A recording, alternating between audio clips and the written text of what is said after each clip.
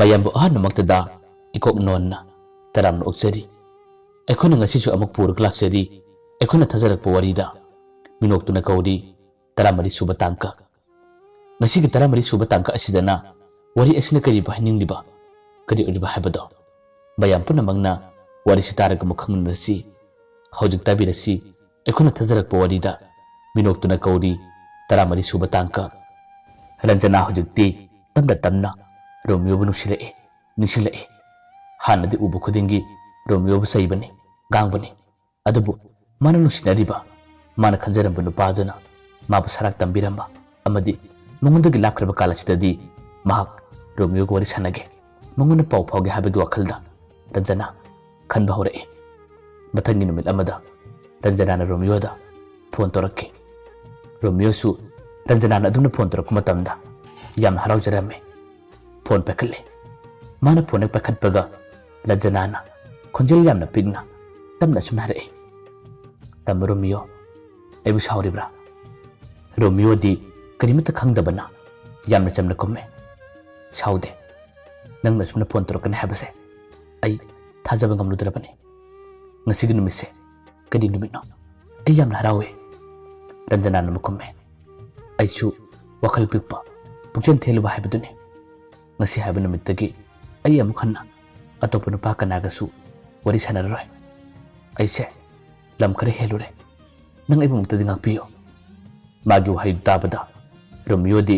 phanakana sawningba nungaitaba kaya am leirabasu sauba ngamde Romeo na amuk yamate thanok thana komme ai nangona saude nangna asumna engonda phone torakpa engonda hajaraba kaya asina aigi thamoni yamna pele ai nangonda kisum saude saubasu ngamde ngahaktangi pendaba nungaitaba kaya ama pharabasu thangnaba mikuptadi aina nangu saubadi ngamde nang tanabu aibu kaukthokpane aibu miraibane atopa ahenba nupa kayaga aigi manglenabane Ranjana na komme yare tamo makha tabiragano ai matungdadi amukhana nangna pamdaba thabukto tawraroi lamsu heraroi nangna haiba khudimak ai yaragani asengba nang aibu ngakpiraba natra Romeo na komme ngakpire ado nang matungdadi lam henganu ko Ranjana su yama thamo shene komme helaroi asumna makhoi ani yamna wakhan nungaina wari sanarame Ranjana gi thokiba magi arunma thabak adudi Romeo de karimata khangdabana Ranjana na adumna hajarakpa mongonda wari kayama sarakpado yamna penkiba amadi nungaikiba kayaduna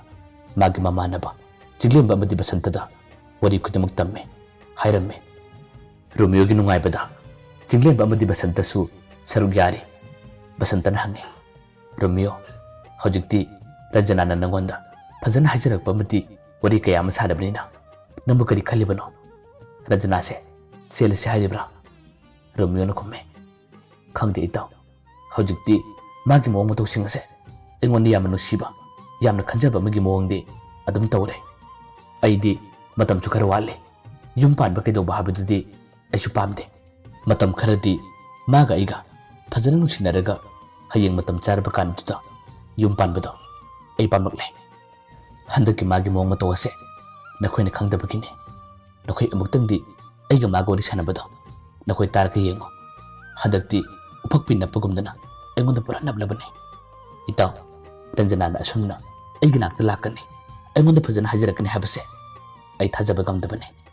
hojikti ayamna pele nakhoi na chaningbado aina hudrabasu ko mangamlagani itaw ngasigi numisida aigi wakhan nungaibagi haraubagi nakhoi gi damak aigi namukonge asumna hainaraga basanta Romeo amadi chinglemba makhoi punna numitugi oina haraubagi damak kariguma kharasu chaminakhi Romeo gi thamoise kayara chamlibano kayara senglibano Ranjana na asomda mangonda namtha kaya ama tawkiba aronba kaya ama tawkibadudi karimata khangba natte yamna thajari yamsu haraure basantaga nuksinariba magi saidudi laliksu khara pai aduga gyansu yamna tarame mamangdabudi makhoi ani mara yenaba sawnaba kaya amadi yaukre adubu hojikti makhoi anidi yamna thamoi sengna gyan tana pulamme matam kharigi tungda basantaga nuksinariba nupidudi mapalamda BSc nursing damak training ꯇꯧꯕ ꯆꯠꯄ ꯇꯥꯈꯤ ꯆꯠꯂꯝꯗꯥꯏ ꯃꯇꯝ ꯑꯗꯨꯗ ꯆꯤꯡꯂꯦꯝꯕ ꯔꯣꯃꯤꯌꯣ ꯑꯃꯗꯤ ꯕꯁꯟꯇ ꯃꯈꯣꯏ ꯃꯌꯥꯝ ꯄꯨꯜꯂꯒ ꯅꯨꯄꯤ ꯑꯗꯨꯒ ꯎꯅꯈꯤ ꯅꯨꯄꯤ ꯑꯗꯨꯅ ꯔꯣꯃꯤꯌꯣꯕꯨꯗꯤ ꯍꯥꯟꯅ ꯈꯪꯕꯅꯤꯅ ꯔꯣꯃꯤꯌꯣꯗ ꯐꯖꯅ ꯍꯥꯏꯔꯝꯃꯤ ꯗꯥ ꯔꯣꯃꯤꯌꯣ ꯅꯪꯒꯤ ꯍꯥꯟꯅꯒꯤ ꯃꯉꯥꯎ ꯊꯤꯕ ꯅꯪꯒꯤ ꯄꯣꯠꯆꯩ ꯍꯨꯔꯥꯟꯕ ꯀꯌꯥ ꯑꯃ ꯇꯧꯕꯗꯣ ꯇꯧꯒꯅꯨꯀꯣ ꯑꯩꯒꯤꯗꯤ ꯅꯪꯉꯣꯟꯗ ꯁꯤꯟꯅꯔꯤꯕꯁꯤꯅꯤ ꯅꯪꯒꯤ ꯅꯃꯥꯟꯅꯕꯁꯦ ꯅꯪꯅ ꯐꯖꯅ ꯁꯦꯟꯅꯒꯗꯕꯅꯤ ꯑꯩꯅ ꯌꯨꯝꯗ ꯂꯩꯇ꯭ꯔꯦ ꯍꯥꯏꯗꯨꯅ ꯅꯈꯣꯏ ꯃꯉꯥꯎ ꯊꯤꯕ ꯑꯃꯗꯤ ꯑꯇꯣꯞꯄ ꯅꯨꯄꯤ ꯀꯌꯥ ꯑꯃ ꯈꯪꯅꯍꯟꯕ ꯂꯨꯝꯍꯟꯕꯗꯣ ꯇꯧꯒꯅꯨꯀꯣ ꯀꯔꯤꯒꯨꯝꯕ ꯇꯧꯔꯝꯕ ꯇꯥꯔꯕꯗꯤ ꯑꯩꯗꯤ ꯀꯩꯗꯧꯒꯦ ꯌꯦꯡꯉꯨ ꯃꯥꯒꯤ ꯋꯥꯗꯨ ꯇꯥꯕꯗ ꯔꯣꯃꯤꯌꯣꯅ ꯃꯈꯨꯝꯃꯦ ꯑꯁ ꯑꯩꯈꯣꯏꯕꯨ ꯌꯥꯝꯅ ꯊꯥꯖꯗꯕꯒꯤ ꯃꯑꯣꯡꯗ ꯅꯪꯒꯤ ꯅꯨꯄꯥꯁꯦ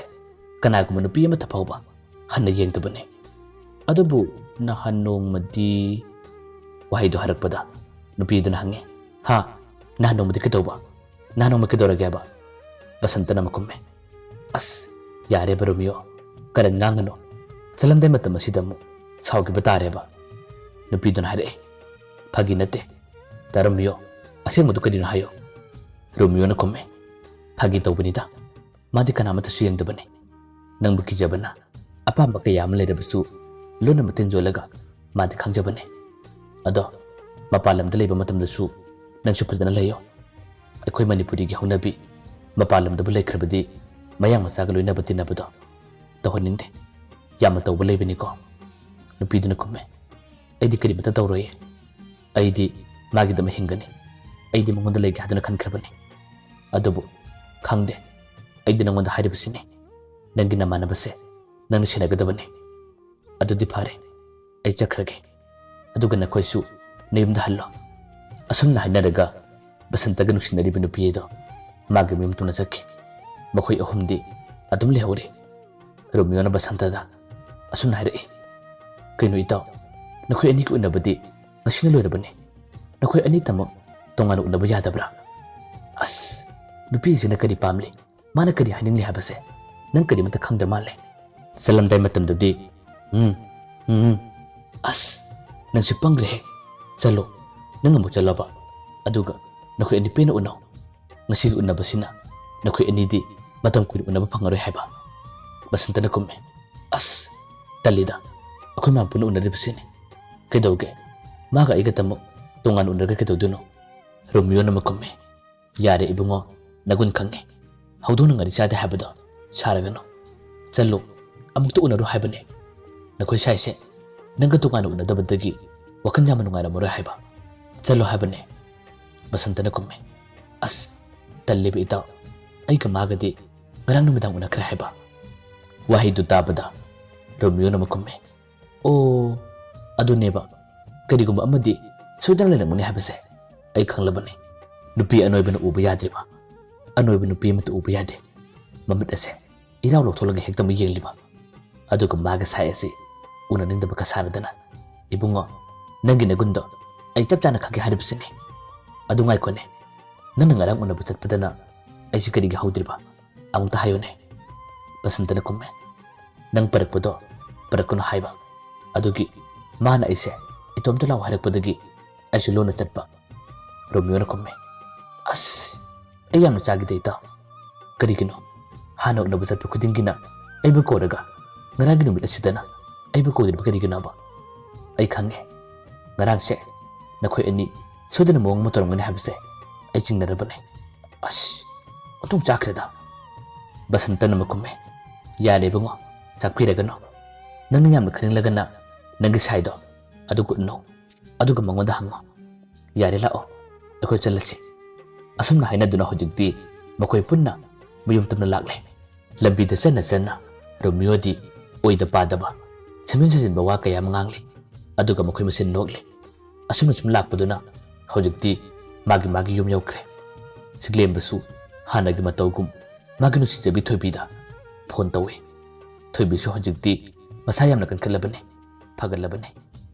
ꯃꯇꯝ ꯈꯔꯗꯤ ꯊꯣꯏꯕꯤꯅ ꯃꯉꯣꯟꯗꯒꯤ ꯂꯥꯞꯊꯣꯛꯅꯕ ꯀꯌꯥ ꯑꯃ ꯇꯧꯔꯝꯂꯕꯅꯤ ꯑꯗꯨꯕꯨ ꯆꯤꯡꯂꯦꯝꯕꯅ ꯌꯥꯝꯅ ꯋꯥꯖꯕ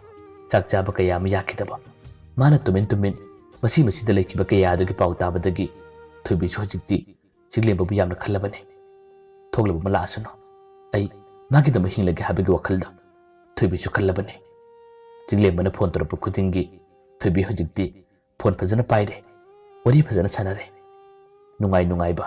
harau ta yam wari kaya amadi makhoi ani sanai ngangnai nomugi numitta thubini singlem da haramme makhoi yumda nomudu ko thoro haduna wahai du tabada jiglemba kaya gi muti harau jai nungai jai magi mamana ba ani bu puraga jiglemba numit marini mangani gi matungda thubi ko yumna challe thubi ko gi yum gi misinga jiglemba basanta amadi romioga makhoi puna masakhangaki thubi gi hanagi yamna kana chatpa ngamlamda ba kaya do hojikti chatpa ngamlamle mana samna phagalamba chatpa khara khara ngamlamba sida jinglemba basanta amadi romio makhoi puna harorame makhoi gi yumgi mama khoi mana makhoi puna wari sanaki pasakhanaki numitta jinglemba gi oinadi khoidigi haraujaba khoidigi nungajaba mikupne pukai pung amarom makhoi phamki aduga cha nong thalba matungda makhoi puna hojikti yumna chalagi haduna amung laki thorok mata maduda jinglemba na romio gi mitkume romio na hange as kino nang tori dubo se pitpuli pachita do haiba jinglemba na kumme yade itaw thongan jogdri phodi nangi misi kumba tabane asunna khara laptagna milado khumlaga romio bu pura galaki bakhoi gi thongan jorba kanda romio na hange as ngawbri itaw kino nang tori dubo aigi mitkari khumliba nawa jinglemba na makumme khumdaba yadabagi khumlibane nangi bisinabu ukraba nangi bisinabu thubi ko yumdagi kariga kharabu pamkrabadi adum parakpa habasidi soidrabane aduna nangnu puraktana bahadna aina mit khumlibane magi wadu tabada basantadi lona noe romio na kumme o aise nakhoi gi wakhalda pojamna yeppa pojamna huranba karigumba amada bu changlabadi hekta mu puchai mu puraga lakku mina hana khanbrane jinglemba na kumme nangbu tawba basanta mana hariba sibu yaning briyengo mabu tawba braba basanta na kumme itaw nangse kharidi tawba jane wahai du tabada romio na kumme adubudi nakoina puringda hayo nakoina egi mit phana pullabasu aina tawgi khalabadi adum ngomdaba leite yengo aigi pocket yawri sikari ni yengo asumna hairaga romio na magi pocket tagi yamna phajaba table wash ama puthore table wash da thubi ka thamba wash ne adu ubada jinglemba di yamna ngae amadi basanta su yamna ngakna asidi karamna romio na makume aduni aina tawgi khallaba aina pangthogi khallabadi ngamda pakisum leite aisu huringdana hurakpa natida yamna phajai mong tai haduna aina sum parakpane itaw nangna hewai darka leirba kanda adum lokhoda lao chalase jinglemba tasenama romio gi mong mato singado ngaglabane ish itaw aina mutasena ki haribsine kamaina no akoi puna leringa matam adudadi nangna si yepkabasi aida ude romio na kumme nang kari mata khangloida lao chase jinglemba badi basanta romio gi mong mato amadi mana lona pojar kibada tasena mangakpane asumna makhoi masin hojikti yumda lagle ngasidi matam kaya amasu adum hoki nahawadi ngai matamda phanakan ngawradabasu pulladabasu hojikti chawralabanina makhoi ahumdi thabaksu amata tawdabanina magi hingnabagidama kariguma kharadi makhoi puna torpa taki basantasu jinglembasu amadi romiosu makhoi ahummak chap manai basanta patam khara leiragadi tongana mahak thabak suba chakre aduga jinglembasu lari khara phabnina thabak ki parakha thanabagidama tuition kaya ma tawki thabak ki phom kaya ma thaki mamanga thaki ba thaba adudi mai pakidrabani adubu ninga balaitana lari kana paduna thabak ki exam thanabagidama try toraki romio su makhoi ga chamane masu larakti yamna kana phabana tabanina sipai kumba khange haduna lamjai khara chelle honai aduga matam atadesu thabak kaya ma suba romio salle magi nusi jabidan chiraga phone sore sane romio ta senama mama da basinga punna matamda pot kaya ma yabna basu natai chada ba thabak kaya ma tor basu magi nusi jabidan chinaga mphumdadi mahakti punna maktinni karimata haiba ngamde wa amata phawba ngangbusu ngamdabani mamanaba tainabadi nupi wari sanaba matamda katu karan kaya mangangba amadi makhoi masen nokminnaba ahinba wa kaya hainabado Romeo di ngasi phawba magi nuksijabi Ranjana dadi karimata haiba ngamde yama thamoi sengani mana nuksiriba thajariba Ranjana so hojikti mabu yama nuksirabani khallabani adubu Ranjana gi lebak thiba haigadra maga hana pulamba mangonda sarak tamkiba nupaduna di khudong chaba kaya maloduna Ranjana da amukka phone to bharake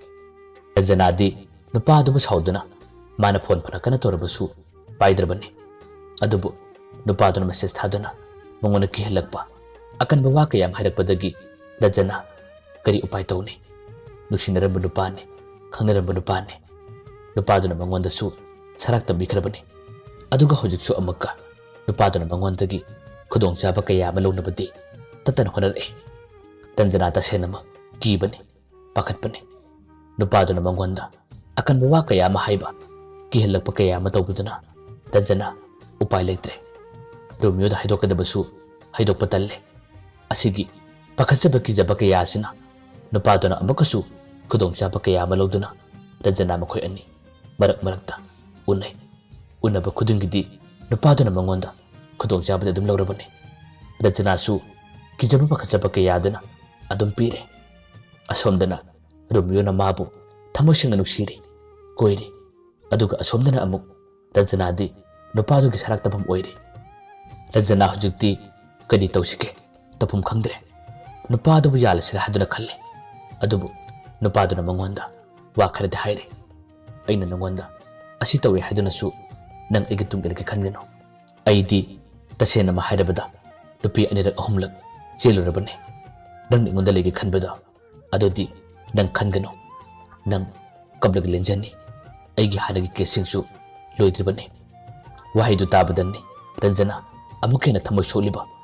nupadugi makhong paraga kablaga Ranjana hajari nang napamna biskadino aigi busina mangba aigi punsi asina lekha takibudara nang napamna bise nangonda leiribare ko singado amuk taluk thokpiyo aisi lesabini nangna aibu akibo hai kayam hadana tattana ko thokle aduga aigi pusibo mangnaba nangna tattana sille aduma tawbigano nangse aini yamna phana khallubani adubu nangdi phattaba sani aigi pusibo kanbi haduna nupiduna nupadu phajana haije adubu phana kana kapcharabasu haijarabasu upai leite marakta numit mangani tarani lebe khudingi nupaduna phone torakle aduga tattana wa kayam haire akiba pakatpaga yaduna phone number phawo optholabani adusu nupa adudi Ranjana gi lekaida hekta malae aduga ma thorokpa ngaduna wa kaya amada haire Ranjana hojik kari upai tawgani kari bahaigani tawriba tholiba thokdosing ase Romeo na kari guma khalakpa tarabadi kari oigadori mayamba aroibada amukana khurumjari